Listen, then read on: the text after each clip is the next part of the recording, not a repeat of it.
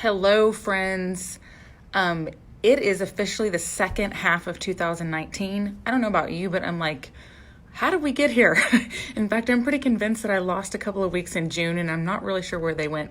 But all that being said, we are here officially in the second half of 2019. And as a general business practice, a lot of people at this pivot point of the year take some time to reflect on what's been working well in the first half of the year, as well as what's to come for the second half of the year. And this is generally a good business practice, right? But it's especially important if you are an author, speaker, or you consider yourself to be someone who's changing the conversation in your industry, or you want to. In other words, a thought leader, a leader of thoughts. Because in this world of thought leadership, it is so easy to be busy with marketing activity, but not actually be moving the needle. So easy. And so this process of reflection for thought leaders is really important, to stop down and assess and reflect on whether what you're doing on a regular basis is actually working. Because sometimes we're on the wrong path. The strategies that we're using are leading us in a direction that's not even right for us. And that may be because we're following strategies that are a mismatch for our business model. Sometimes we're using strategies that are not aligned with our motivations and reasons that we want to change the conversation in the industry. And then other times, the strategies that we're following are just not a good fit for where our current stage as a thought leader. Maybe they're strategies that'll work later on. But all that being said is that we can be using strategies that are taking us in a direction, like they're taking us to New York when we really should be going to San Diego, based on our message, audience, and business model, why we're doing this in our current stage. So that's the first reason. Sometimes we're following the wrong path. And then other times we're on the right path, but we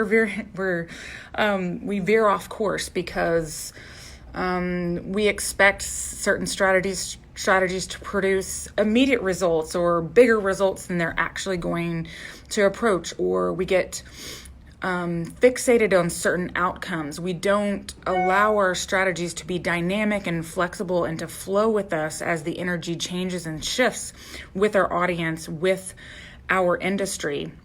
And all of these things are normal and to be expected.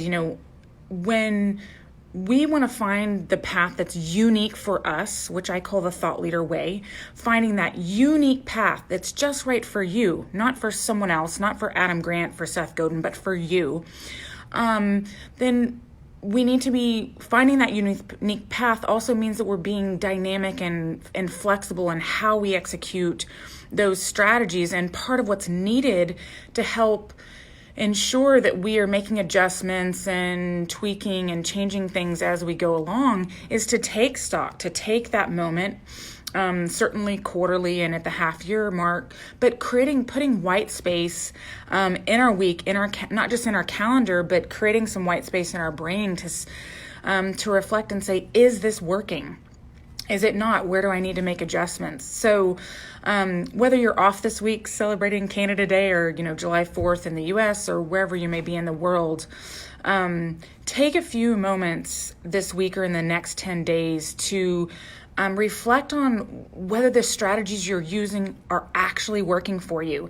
For some of you, there are going to be some bigger adjustments that you need to make. You may reflect and say, you know what? I'm not on the right path for me. I'm following someone else's path. Oh, the person that I admire the most, maybe they have a totally different business model, or they're further along in terms of their stage of thought leadership, or their motivations may be different. You may need to make some pretty big course corrections and get on the path that's going to actually work for you. And then others of you might say, hey, I do know I'm on the right path, but maybe I've gotten too fixated on certain outcomes, or I'm trying to force outcomes when the energy is not really there and I need to pivot and make some adjustments. So take that reflection time this week. I'd love to hear from you guys in terms of what you're seeing and noticing once you take that time.